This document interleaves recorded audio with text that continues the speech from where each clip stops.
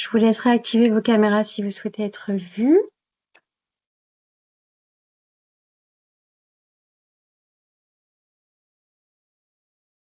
Super. Et donc, bienvenue. Voilà.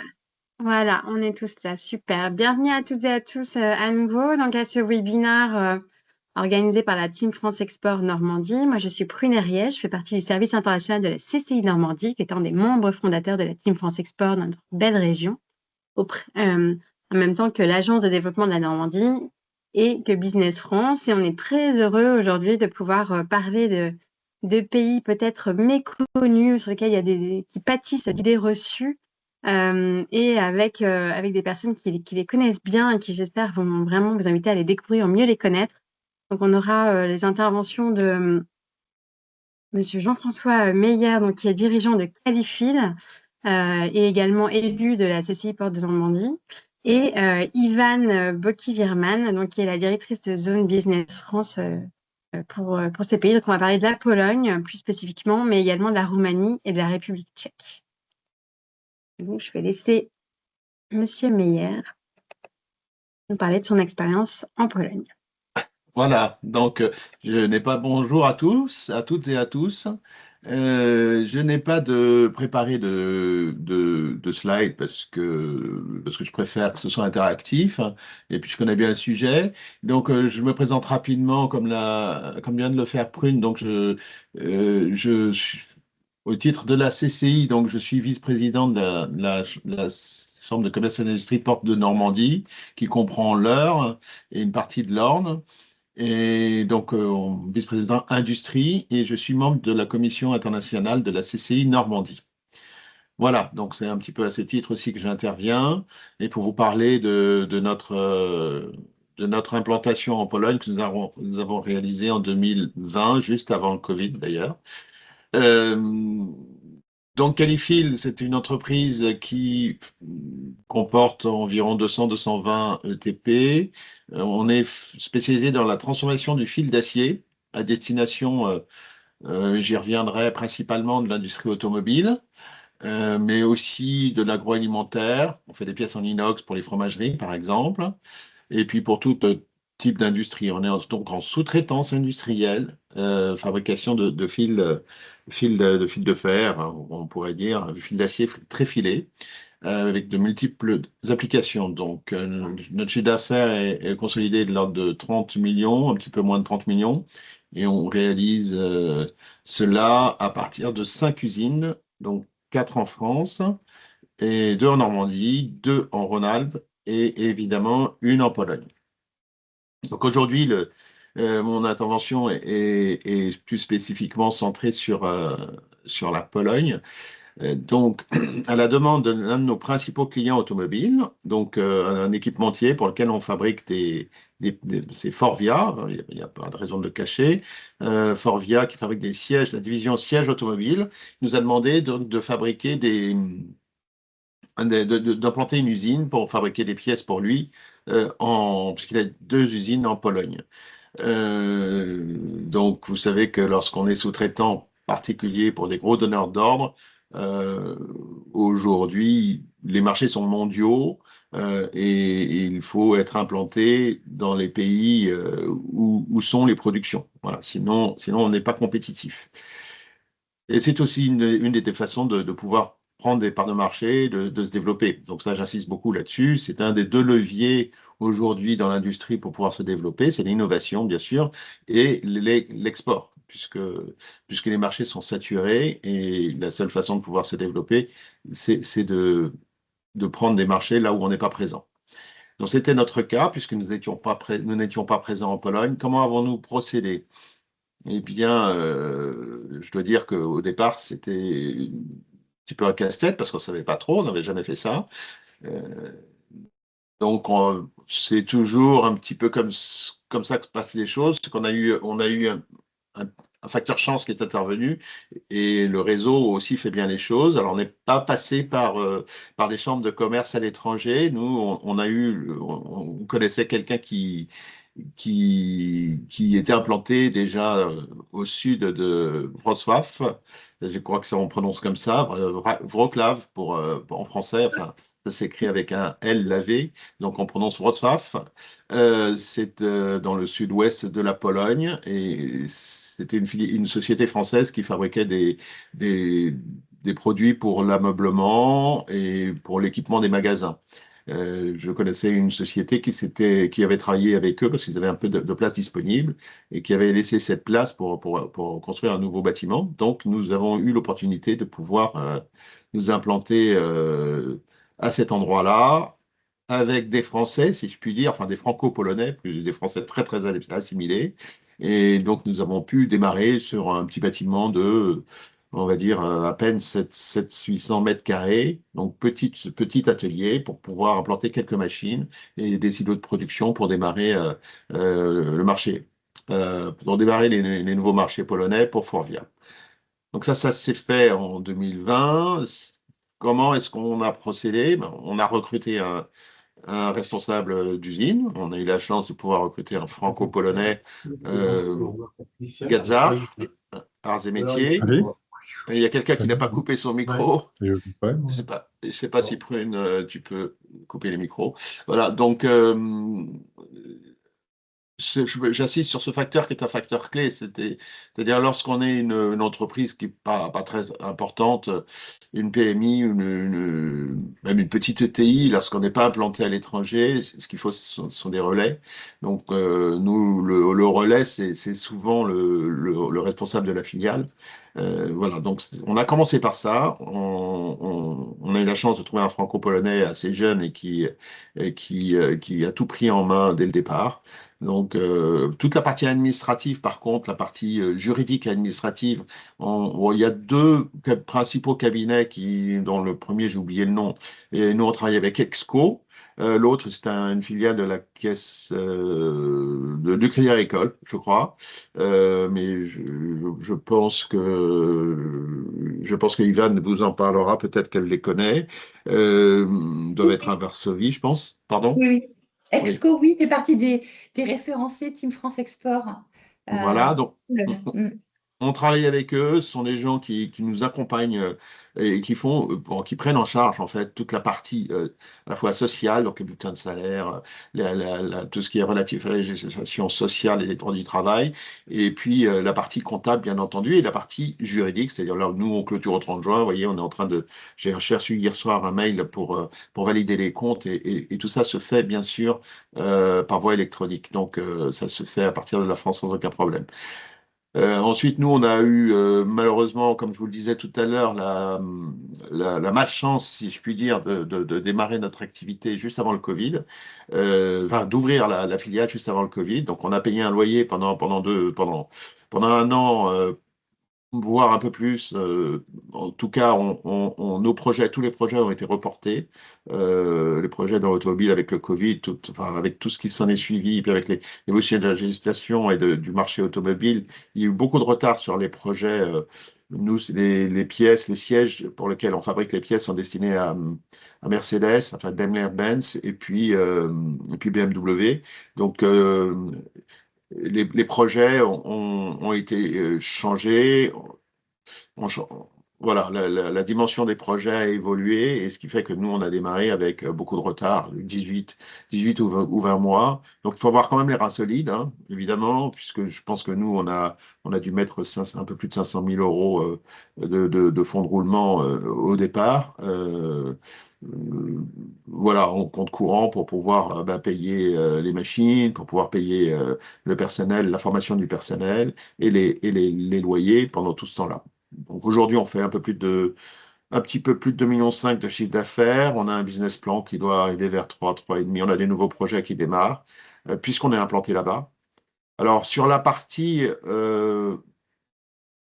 relation du travail, intégration, compétences, je veux dire que le peuple polonais, ce sont des gens qui sont extrêmement travailleurs, ce qui nous change un petit peu on va dire, de nos habitudes. Je vais pas faire de French bashing et puis non plus de politique, mais c'est sûr que l'application, la motivation et le sens du travail en Pologne, c'est quelque chose, hein. Ça nous change un petit peu de nos usines en France. Et puis c'est peut-être lié d'ailleurs, on a un taux de chômage qui en Pologne est extrêmement bas, hein. Alors moi je lis parfois que c'est 2%, les chiffres officiels c'est 4 à 5%. Je pense que c'est extrêmement variable selon les secteurs. En tout cas dans l'industrie, c'est très bas et il est très difficile euh, de, de trouver et de conserver des compétences. Donc si j'avais un conseil à donner, si vous souhaitez vous implanter, si vous avez un projet d'implantation en Pologne, c'est faites très attention à ce point-là, qui est un point majeur, la fidélisation de ses salariés, de ses collaborateurs. Nous, je sais que notre responsable de filiale, il travaille beaucoup, beaucoup là-dessus. Les gens, par exemple, je vais vous citer une petite anecdote, les gens en Pologne, en tout cas chez nous, ne supportent pas quand des personnes tirent au flanc ou ne travaillent pas à la même hauteur que eux, parce que ça fait baisser les cadences, ça fait tout baisser, et ça, ils ont un sens du travail accompli qui est très fort, et ils défendent leur société. Et s'ils voient qu'il y a des gens qui tirent l'entreprise vers le bas, eh bien, ils demandent et ils ne comprennent pas si on ne s'en débarrasse pas. Voilà, c'est eux-mêmes qui les mettent de côté et qui créent une mauvaise ambiance. Et en fait, la personne souvent part d'elle-même parce qu'elle est exclue. Donc ça, c'est intéressant à savoir de faire le. Bon, je dis pas que c'est le genre de choses qu'il faut prôner et défendre, bien entendu, mais le sens, en tout cas, enfin, d'exclure les gens de cette façon-là, mais le sens du travail, par contre, c'est quelque chose de fort. Voilà, voilà ce que je voulais vous dire pour. Je sais pas, j'espère que j'ai rien oublié. Mais si vous avez des questions, parce que l'intérêt de ce type de webinaire, c'est que ce soit pas dans un seul sens, mais que ce soit un peu interactif. Donc, je prends les questions. Voilà. Profitez-en parce que Jean-François doit ensuite s'éclipser. Donc, si vous avez des questions à lui adresser, n'hésitez pas, sinon on lui transmettra. Mais c'est le moment. Et bien entendu, si vous n'avez pas de questions qui vous viennent comme ça, vous n'hésitez pas à prendre contact avec moi. Prune vous passera mes coordonnées sans aucun problème, un mail, c'est plus simple. Et puis éventuellement, on peut se parler aussi si vous avez des projets, si je peux vous aider. Parce qu'en fait, ce que je voulais aussi dire, c'est que s'implanter dans un pays étranger, quand on est français, il faut utiliser, il faut chasser en meute, comme disait je sais plus qui, mais en tout cas, cette expression a été souvent reprise en particulier par le président du MEDEF, Pierre Gattaz. Il faut s'appuyer sur le réseau, il faut s'appuyer sur sur les CCI présentes à l'étranger, sur tout le réseau de Team France Export, bien sûr. Ce qui est intéressant, c'est de pouvoir travailler avec des gens qui sont des Français qui sont déjà implantés là-bas. Ça nous fait gagner énormément de temps. Peut-être juste une question pour ma part. Est-ce que cette implantation en Pologne permet ensuite, petit à petit, d'avoir des facilités d'accès à des marchés environnants, comme peuvent l'être la République tchèque, la Roumanie ou autres, ou c'est pas encore un objectif particulier de Qualifiel? Alors, comme je le disais tout à l'heure, notre spécificité, nous, c'est de travailler en sous-traitance pour l'industrie automobile. Donc, la réponse est oui et non. C'est-à-dire oui, dans le sens où C'est le bien fait normand, d'être ça. implanté en C'est bien Pologne, normand. voilà, c'était une réponse normande. Mais bien que je ne sois pas normand, mais je suis un normand d'adoption.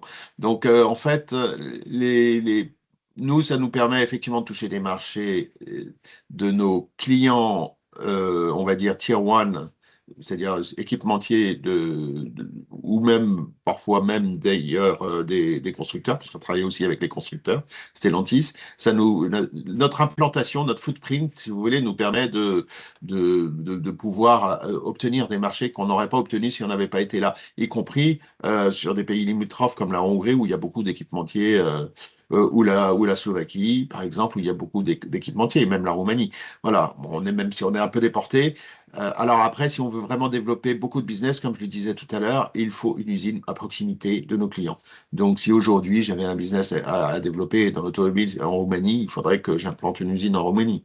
Même chose au Maroc, etc. Mais bon, donc la réponse est quand même oui, parce que c'est le fait d'être implanté sur la zone nous permet quand même par ricochet de pouvoir obtenir des marchés. Merci. Merci Voilà. beaucoup, Jean-François. Je pense qu'on va continuer parce qu'effectivement, Oui, le le temps temps avance. part, le Mais je temps transmettrai court. effectivement tes coordonnées avec plaisir à ceux qui sont intéressés ou s'il y a des questions Voilà. qui sont transmises. Merci. Merci à nouveau. Ivan, je vais te passer la parole et tâcher de te donner le contrôle des slides. Voilà, clac, normalement c'est bon. Alors, je vais C'est à voir si toi. ça marche. Est-ce que ça marche?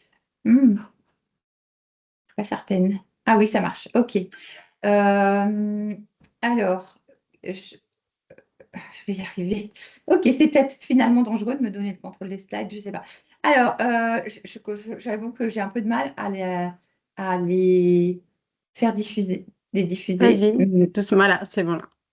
Ouais, bon, écoutez, merci vraiment, Monsieur Meillard, pour ce témoignage. C'est vraiment une très bonne introduction. Je confirme hein, l'état d'esprit très euh, dynamique, travailleur des Polonais. C'est vraiment des gens avec lesquels il est super agréable de travailler et qui ont vraiment un sens des responsabilités. Et d'ailleurs, on a une équipe chez Business France. Je vous en parlerai tout à l'heure. On a une quinzaine de personnes qui sont à la disposition des entreprises françaises et totalement dédiées à l'action qu'elles mènent pour vous si vous décidez de venir dans ce pays. Voilà. Donc, je voulais juste vous montrer cette première slide pour vous. Donc, moi, je suis Ivan Boki-German, déjà, je me présente. Je suis en Pologne, donc directrice de zone pour cette grande zone dont je vais vous parler. Je suis en Pologne depuis 2 ans, un peu plus de 2 ans. Et, euh, et donc, je couvre une zone qui comporte 13 pays, et donc qui vont des pays baltes jusqu'au Kazakhstan. Et dans cette grande zone, on a 4 bureaux Business France, Pologne, Ukraine, Roumanie et République tchèque. Et on n'a jamais fermé l'équipe, enfin, notre bureau en Ukraine. On a une équipe de 4 personnes. Au total, on est 36 collaborateurs et on a dans les pays où on n'est pas présent, on a des référencés. On appelle ça référencé, c'est un peu barbare, amorçage dans ces pays, c'est-à-dire que ce sont des entreprises qu'on a sélectionnées, qu'on a triées et à qui on confie les actions de Business France dans ces pays. On a également délégué notre activité en Hongrie à la Chambre de commerce et d'industrie franco-hongroise. Voilà, donc ces 13 pays sont bien couverts et dans tous ces pays-là, vous voyez, on a pas mal de VIE, 500 au total, quelques-uns au Kazakhstan, mais surtout la plus grosse partie, donc République tchèque, justement en raison de la présence de l'industrie automobile, la Pologne, où on a une centaine de VIE, Roumanie à peu près pareil, et pareil à Budapest. Voilà, le reste est réparti dans les autres pays de la zone. Voilà. Donc, moi, ce que je voulais vous dire, c'est qu'en effet, il y a beaucoup d'entreprises qui hésitent à s'aventurer dans la zone Europe centrale et notamment de s'aventurer en Pologne, car elles ont vraiment en tête une image soit dépassée, soit celle d'un pays pauvre, d'un pays dans lequel on délocalise puisqu'on exporte. Et en fait, l'idée, c'est que aujourd'hui, je vous montre qu'il n'en est rien, qu'il existe de très belles opportunités pour les entreprises françaises dans ces pays. Alors, euh, peut-être finalement que ça serait bien que tu passes ces slides, Prune, parce que Je je suis... reprends. Ouais, Ouais, non, non, j'aime mais il n'y a pas. pas de problème. Hop. Je ne suis pas très Allez, bonne. je suis de retour, tu me dis. Pourtant, c'est pas très compliqué, mais là, j'avoue, je Non, non, mais il galère n'y un a pas peu. de problème, Je peux passer à la on est slide plusieurs. suivante, s'il te plaît. Euh, Voilà.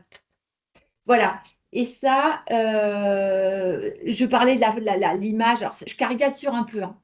Cette image de Pologne, on pense à quelque chose un peu gris, un peu pollué. Alors, c'est un peu pollué, mais il ne faut pas exagérer avec encore une fois, cette image de pauvreté. Il n'en est rien. La Pologne, en fait, c'est vrai qu'on a tous cette image de satellite de l'Union soviétique, mais finalement, la Pologne, ça a été vraiment le premier pays du bloc à se détacher de Moscou. C'était en 1989. Et puis la Pologne a rejoint l'OTAN en 1999, l'Union européenne en 2004. Et puis c'est aujourd'hui un pays vers lequel il fait bon exporter. D'ailleurs, sur la slide suivante, vous allez voir ce qui est vraiment, notamment Varsovie aujourd'hui. C'est un peu l'image qu'il y a derrière moi. Mais ça, c'est Varsovie aujourd'hui. Donc, il faut oublier euh, la grisaille et aller vers, en fait, et comprendre que cette photo qui parle d'elle-même, hein, c'est un condensé de dynamisme, de modernité, de richesse. Et en fait, tout le contraire de ce qu'on peut imaginer si on n'est jamais venu en Pologne et notamment à Varsovie. Donc, je vais compléter en fait par des chiffres, bien sûr. Aujourd'hui, la Pologne, eh bien, déjà en termes de taille, c'est le cinquième pays le plus vaste de l'Union européenne. On a aujourd'hui on est 37 millions d'habitants, presque 38. Ça en fait le cinquième pays le plus peuplé de l'Union européenne, avec une croissance de PIB qui devrait être de 3,5% cette année, grâce à un rebond de l'activité économique soutenu à la fois par la consommation des ménages et des investissements publics. Et tout ceci, hein, malgré les défis géopolitiques que nous connaissons. C'est un des taux les plus élevés en Europe. Et cette dynamique se reflète vraiment directement dans la vie des Polonais, avec une hausse record du revenu disponible par habitant. Cette croissance devrait se poursuivre sur le même trend en 2026, pardon. Si on regarde le PIB par habitant en parité de pouvoir d'achat, il est élevé, hein. Il dépasse celui du Portugal, se rapproche de celui de l'Espagne. Et on entend dire, hein, par des experts, par des économistes, qu'il devrait se situer, alors à vérifier, hein, au niveau de celui de la France, toujours en PPA bien sûr, hein, d'ici 3 ans. Voilà. Alors c'est optimiste, mais au vu la tendance, ça pourrait arriver. Voilà, donc tout ça en fait, fait que la Pologne est la sixième économie de l'Union européenne, devant la Belgique, devant la Suède. Euh, le mois dernier, le Premier ministre Donald Tusk, a annoncé l'entrée historique de la Pologne dans le groupe des 20 plus grandes économies mondiales, puisque le PIB est désormais supérieur à 1000 milliards de dollars. Donc, il devrait donc participer au prochain G20. Voilà. Donc, juste pour compléter cette petite slide, c'est que pour expliquer que Varsovie est située à 2 heures de vol de Paris, donc elle est desservie par plusieurs compagnies aériennes. Elle a 7 vols directs par jour au départ de Paris. Donc, vous pouvez même faire un aller-retour dans la journée si vous voulez venir prospecter, c'est vraiment à côté. La slide suivante, vous allez voir que Désolée, ça va aller assez vite. Je voulais vous dire, parce que j'ai plein de choses à vous dire, parce que finalement, il y a beaucoup d'entreprises, beaucoup d'entre vous sont dans le secteur agroalimentaire, mais pas que. Du coup, je vais couvrir tous les secteurs. Cette slide pour vous montrer qu'en Roumanie, en République tchèque, les trends sont les mêmes. On a des hausses des progressions de PIB qui sont entre 2,5 et 3,5. On a des filières prioritaires, vous verrez, qui sont assez similaires qu'en Pologne. Et vous verrez, je vous développerai ça dans les slides qui suivent. Défense, sécurité, décarbonation, cybersécurité, santé, produits gourmets, etc. Donc, on a beaucoup de similarités. Et d'ailleurs, il n'est pas rare qu'une entreprise se déplace dans 2, voire 3 pays sur une semaine lorsqu'elle fait le déplacement dans un des pays de la zone. En général, elle se déplace aussi dans un, voire 2 pays à côté. Voilà. Les distances sont courtes entre les capitales et les capitales sont très bien desservies par voie aérienne. Parfois, certains choisissent le train, c'est un peu plus long. Mais c'est faisable. Voilà. Donc, on va passer au secteur prioritaire. On va commencer par l'industrie clean tech. Donc, on a vraiment ce sont des secteurs qui varient en fonction de l'actualité, bien sûr, hein. Mais là, on a retenu 6 secteurs principaux parce que ce sont des secteurs, comme vous pouvez imaginer, qui font sens en ce moment. Donc, on a aujourd'hui 2 grands volets on va aborder. C'est la décarbonation et la défense et sécurité. Donc, sur l'autre slide, on peut passer à la décarbonation tout de suite. Donc là, vous voyez que la Pologne s'impose comme la 5e puissance industrielle européenne avec une croissance industrielle remarquable, hein. On a plus 54% entre 2015 et 2022. C'est la plus grosse progression de l'Union européenne. Et l'industrie, aujourd'hui, en Pologne, l'industrialisation augmente, hein. Aujourd'hui, elle représente 22% du PIB. Donc, c'est un pays qui n'a pas connu la désindustrialisation et qui même continue à s'industrialiser. Voilà, avec des enjeux environnementaux majeurs, puisque en parallèle, la Pologne est quatrième émetteur de gaz à effet de serre de l'Union européenne, avec 24% des émissions de CO2 provenant notamment du transport routier. Alors, la Pologne, c'est vraiment un pays de transit le transport routier est un gros pollueur, mais pas que. Et grâce au fonds européen et pour accompagner cette transition, le pays bénéficie de 24 milliards d'euros de subventions et 34 milliards d'euros de prêts européens, je vous en parlais à l'instant. Voilà, donc le pays aujourd'hui est engagé dans une transition énergétique ambitieuse et ça marche, hein, puisque la part du charbon dans la production d'électricité est passée de plus de 80% en 2015 à 57 en 2024. Il y a encore du travail à faire, mais on est sur la bonne voie. Et les énergies renouvelables atteignent aujourd'hui 30%. Voilà, donc à noter que la Pologne est aussi troisième producteur d'hydrogène en Europe. Elle développe fortement le biométhane et la photovoltaïque. Ça veut dire que ces évolutions ouvrent de nombreuses opportunités pour les entreprises françaises dans les technologies vertes, l'efficacité énergétique, la mobilité durable, l'économie circulaire, etc. Sur la slide qui suit, on va aborder donc la défense et la sécurité. Voilà, merci. Donc, pour les raisons que vous imaginez, la Pologne a considérablement renforcé sa politique de défense ces dernières années.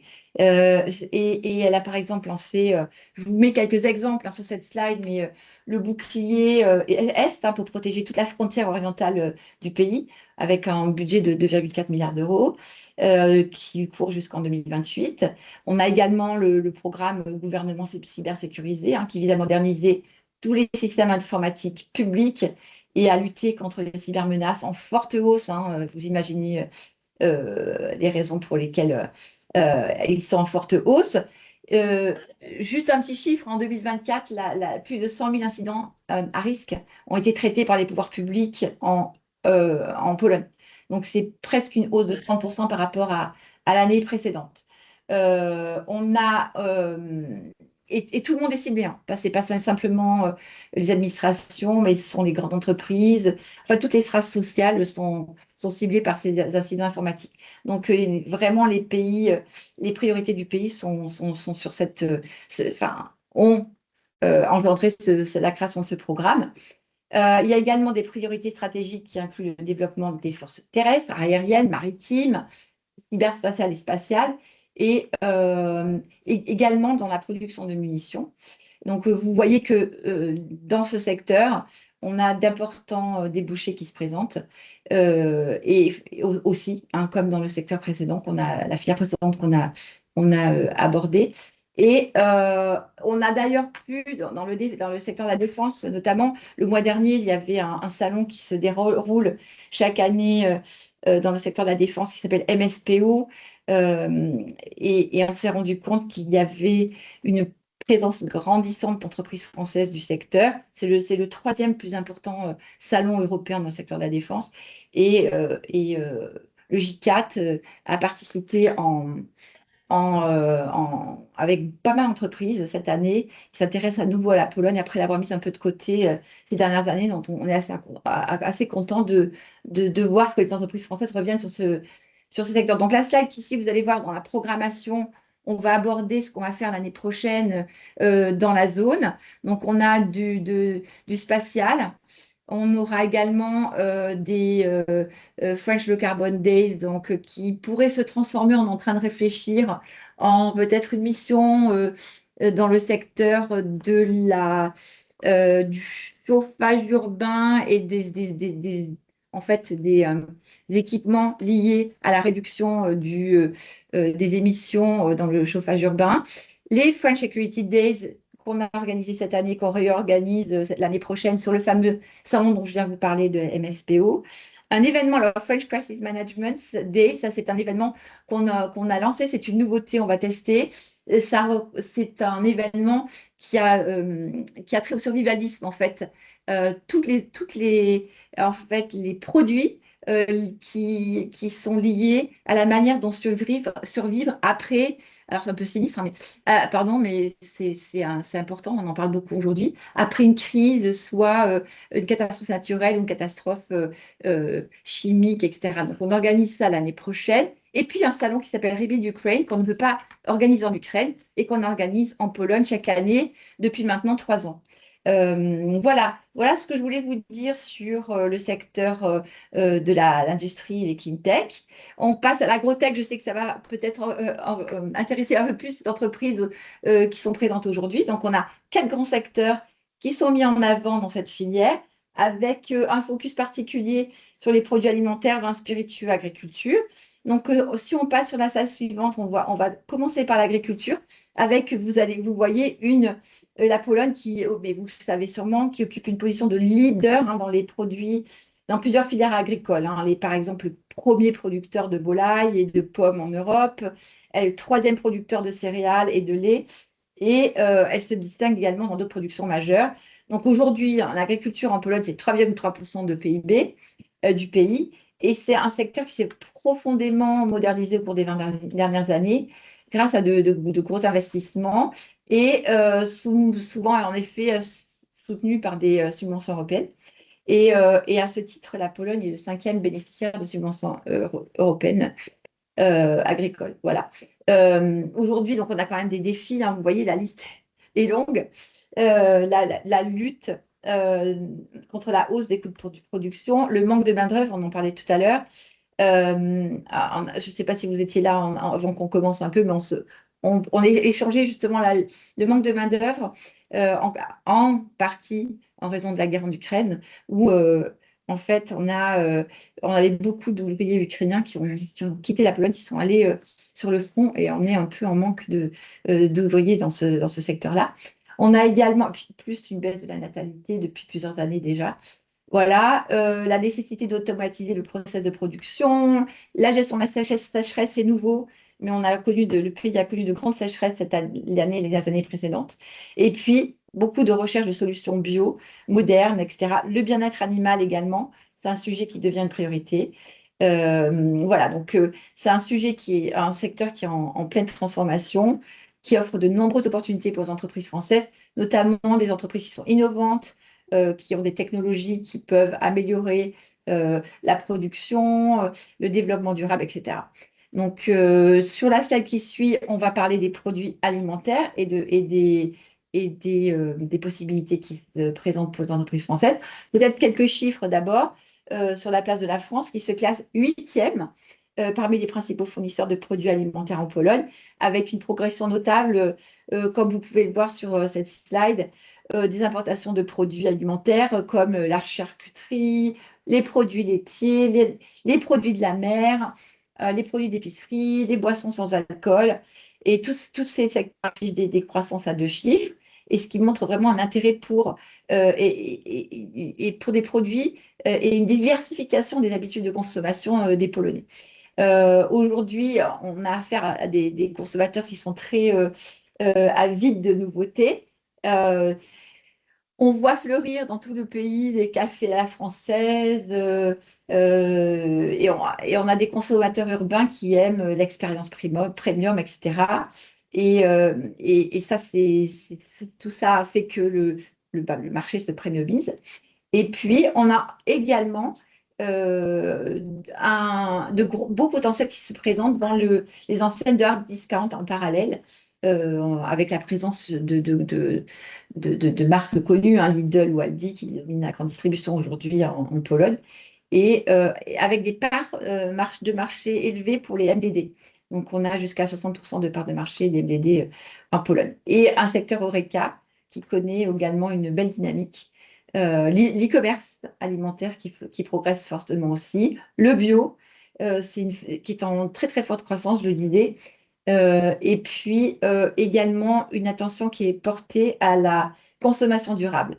Outre les ventes de produits bio, on a des demandes dans les alternatives à la viande. Et ça, en 2023, il y a eu une croissance spectaculaire dans ce domaine. On avait plus de 80% de hausse dans ce domaine cette année-là. Voilà, donc en résumé, hein, pour le secteur alimentaire, le marché polonais est dynamique, il est ouvert à l'innovation, produits de qualité, forte attente aux nouveautés, sensibilité accrue aux enjeux de santé et de durabilité, nombreuses possibilités pour les entreprises françaises dans ce domaine, innovant bio et bon pour la santé. Je le répète encore une fois, on a des consommateurs qui sont avides de nouveautés et voilà, d'innovation.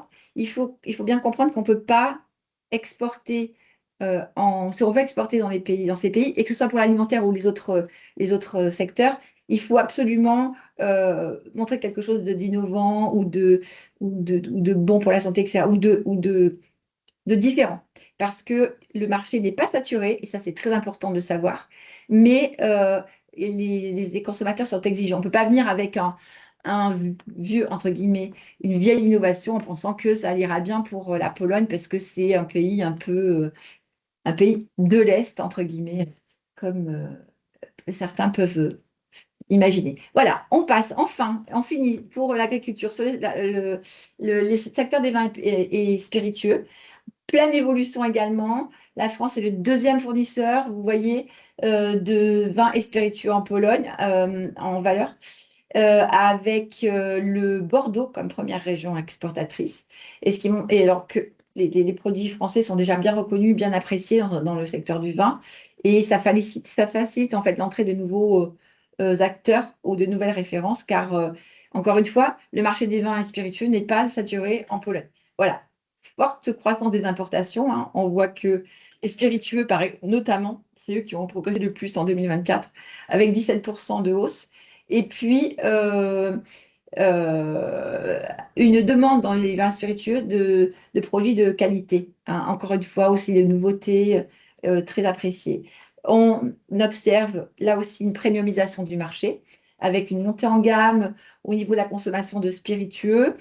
Euh, pour la vodka, le whisky, le gin et le rhum, hein. Donc, les entreprises françaises peuvent miser sur leur savoir-faire pour proposer des produits premium dans ce secteur. Et puis, tout ça accompagné par une hausse de la consommation par habitant qui chaque année augmente, même si on a tendance à voir également arriver sur le marché un intérêt pour des produits sans alcool ou des produits moins chargés en alcool, etc., etc. Voilà, donc ça, c'était pour vous présenter les vins spiritueux. La programmation, rapidement, vous avez pour l'année prochaine une très belle opération dans le secteur. Je parlais tout à l'heure du bien-être animal, un événement dans les French Breeding Days.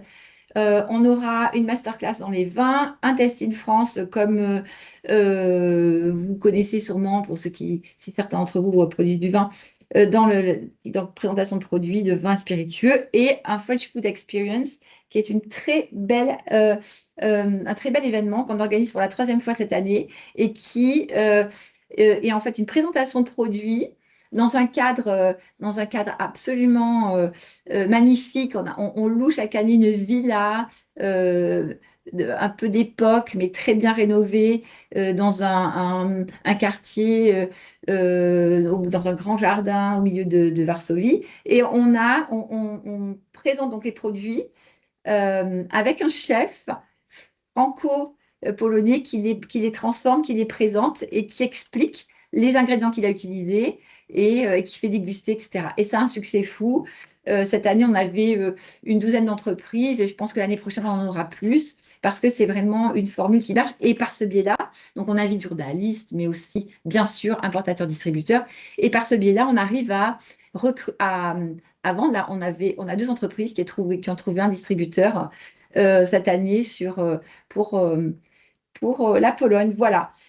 On passe maintenant sur le secteur art de vivre santé.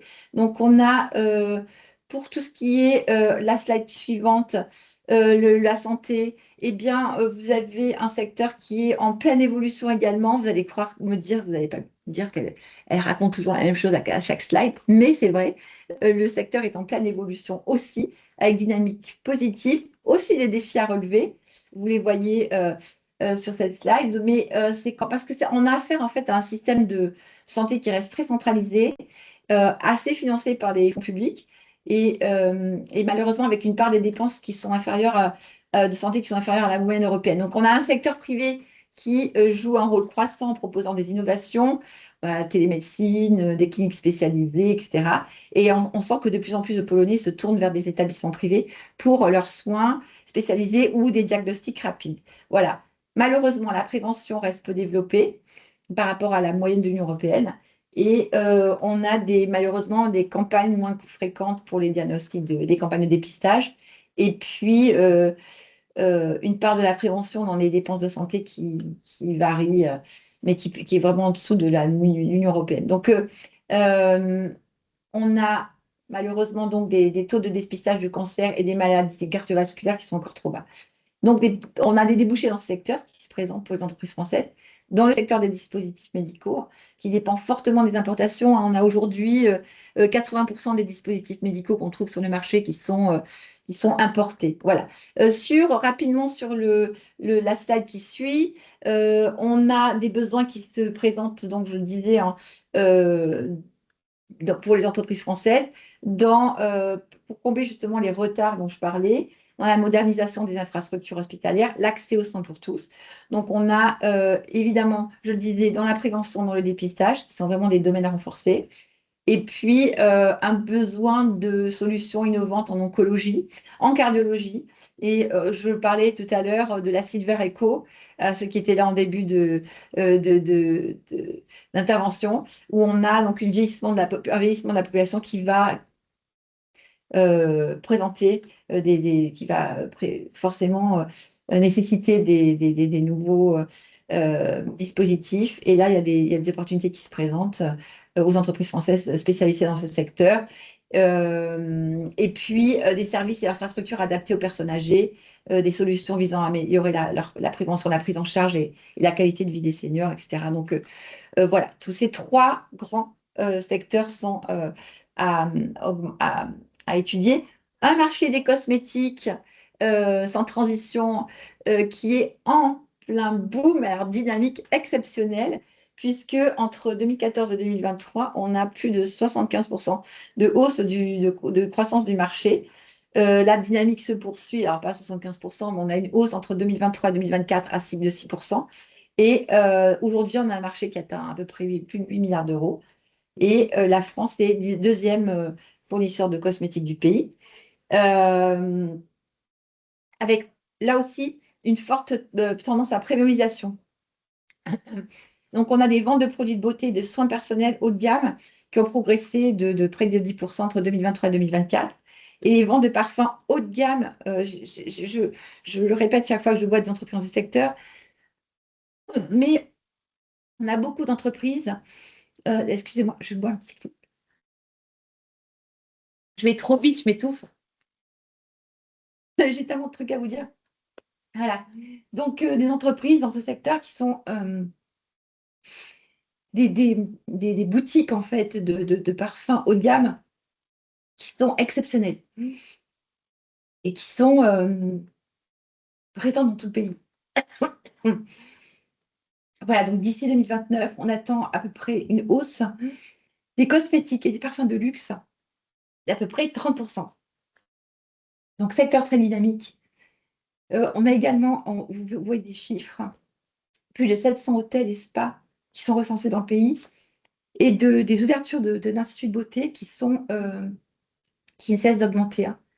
Donc, on avait 15 000 ouvertures en 2024 et aujourd'hui, le stock total de ce type d'établissement s'élève à plus de 130 000. Donc, c'est un marché stratégique pour les entreprises françaises du secteur cosmétique. Voilà. Produits haut de gamme et produits innovants. On a trois grands événements pour le moment retenus pour la filière en 2026. Donc, l'univers de l'enfant, je n'en ai pas parlé, mais c'est niche, mais il y a de belles opportunités qui se présentent. Également, un événement dans le secteur de la santé, j'en ai parlé, vous avez compris, il y a beaucoup d'intérêt pour cette thématique. Et puis, dernière thématique qu'on organise, en tout cas pour l'instant, dans le secteur du pet care. Donc, ça peut paraître surprenant et anecdotique, mais la Pologne affiche le plus grand nombre de chiens et de chats par personne en Europe. Et elle est championne d'Europe du plus fort pourcentage de nouveaux propriétaires d'animaux de compagnie. Donc, c'est important. Et ça, c'est niche, mais on sent un très, très grand attrait pour les produits dans ce secteur. Pas d'événement cosmétique en 2026. Nous en organisons un dans 15 jours en Pologne. On le fait une année sur deux. Mais si jamais certains d'entre vous étiez présents dans les cosmétiques, on peut vous attendre aussi cette année. Voilà. Un secteur prioritaire dans les tech et services. Également, sur la slide qui suit, eh bien,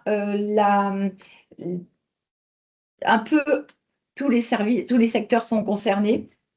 Il faut savoir que la population polonaise est vraiment moderne, éduquée, très technophile et connectée, et que c'est un pays qui bénéficie d'une tradition d'ingénieurs, aussi bien dans l'industrie que dans l'IT. Ils ont des formations supérieures de grande qualité, et il y a une vraie complémentarité entre ingénieurs français et polonais, et c'est un vrai atout pour les collaborations. Voilà. Donc, la Pologne, c'est pas un simple pays de sous-traitance à bas coût, on l'a déjà dit, et les industries IT et de services sont désormais d'industries à forte valeur ajoutée, et le marché est ouvert à toutes les technologies françaises innovantes.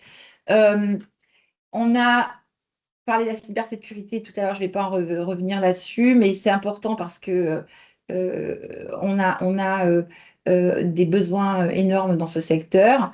Et puis, à noter la forte dynamique du secteur du retail tech, avec une croissance annuelle de plus de 6%. Il est porté à la fois par la présence des grands opérateurs d'e-commerce et puis qui sont régionaux, et puis la présence des enseignes à recherche de solutions innovantes pour améliorer leur expérience client, etc. Donc, il y a de belles opportunités qui se présentent.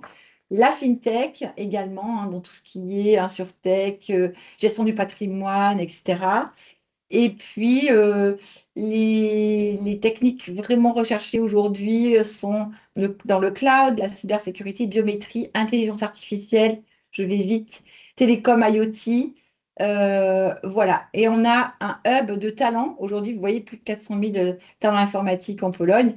Et ça en fait un véritable hub régional, mais les solutions qui permettent d'innover seront toujours d'intérêt pour les partenaires ou les entreprises polonaises. Voilà, juste quelques infos sur ce qu'on organise. Je crois que c'est la fin de la presse, c'est ça? Il y a plus de slides. OK, donc je vous ai mis, voilà, on a un French Retail Tech Tour et un événement dans les FinTech l'année prochaine. Je vous ai indiqué, en fait, cette programmation pour info, mais évidemment, aujourd'hui, nous, ce qu'on essaie d'organiser, bien sûr, l'année prochaine, et c'est une mission donc multisectorielle au mois de mars.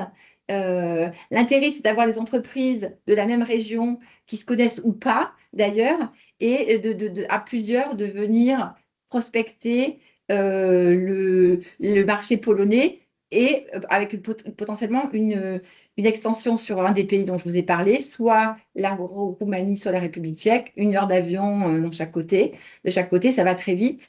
Euh, cette mission de prospection, je vous le disais, donc multisecto. Euh, on organise pour chaque entreprise euh, des rendez-vous ciblés, c'est-à-dire que ce ne sont pas des rendez-vous communs, collectifs, etc. Vous venez ensemble, et puis après, chacun son rendez-vous ciblé avec des entreprises que nous connaissons, que nous validons, et qui sont à votre disposition pour vous recevoir et vous présenter le marché et voir comment travailler ensemble. À noter que dans ces pays, en Pologne, on n'a pas de rendez-vous de complaisance. Ça veut dire que s'ils veulent vous rencontrer, c'est qu'il y a un intérêt. Et vous pouvez compter sur moi, on ne fait pas venir les entreprises dans ces pays, si on sent qu'il n'y a pas d'intérêt pour elles de business. On ne le fera jamais. Et donc, si vous venez, je ne dis pas que vous allez signer un bon de commande avant de partir, hein, mais si vous venez, ça veut dire que nous, on estime que vous pouvez venir et que vous pouvez réussir dans ce pays. Voilà, je ne sais pas, je suis allée un peu vite parce que j'avais beaucoup de choses à vous dire, désolée, et j'ai failli m'étouffer, mais j'aurais encore plein de choses à vous dire, mais Il est 9h52. Prune, je ne sais pas, tu veux rajouter quelque chose? Et sinon, des questions. À votre On va service. aller. Ivan, un grand merci pour ton enthousiasme contagieux et qui, j'espère, a apporté plein d'informations aux entreprises. J'ai aucun doute. Béatrice, peut-être, va nous apporter quelques précisions sur la mission que tu as évoquée, la mission Normandie. Et puis, effectivement, on pourra peut-être prendre quelques questions s'il nous reste un petit peu de temps et si vous pouvez rester. Béatrice, je te laisse prendre la parole. Merci Prune. Merci aussi Ivan pour cette introduction. Donc effectivement, les séquences de la mission, voici quelques échéances à retenir. Donc voilà, comme le disait Ivan, si vous êtes vraiment intéressé par cette mission et ces pays, on vous propose dès que possible un entretien individuel avec l'expert sectoriel du Bureau Business France et votre conseiller référent TFE pour justement, comme le disait Ivan, identifier vos besoins en amont, vos contraintes et les opportunités sur ces marchés. Et on vous accompagne aussi également pour les dossiers de financement en vérifiant les aides pour lesquelles vous seriez éligible sur la mission. Donc ça, c'est sur la période du 17 octobre au 16 janvier. Ensuite, la date limite d'inscription qui est fixée au 16 janvier. Et puis, sur la période du 16 janvier au 16 mars, du coup, le bureau Business France va identifier les clients et les partenaires potentiels selon votre cahier des charges pour les contacter justement et vous proposer un programme de rendez-vous personnalisé. Sur cette période, on vous aide également sur la partie logistique par rapport au vol, aux hébergements, aux formalités administratives pour préparer votre déplacement sur place. Donc, la mission déplacement collectif du 16 au 20 mars qui comprend 2 volets. Un premier volet plutôt individuel, c'est-à-dire le programme de rendez-vous personnalisé, comme l'a bien expliqué justement Ivan. Et puis aussi un volet un peu plus collectif avec un séminaire d'information et de réunion de cadrage et aussi une session cocktail networking. Et de retour en France, on vous propose un entretien de bilan avec votre conseiller Team France Export Normandie. Voilà, merci Prune. Quelques mots sur le programme prévisionnel sur place.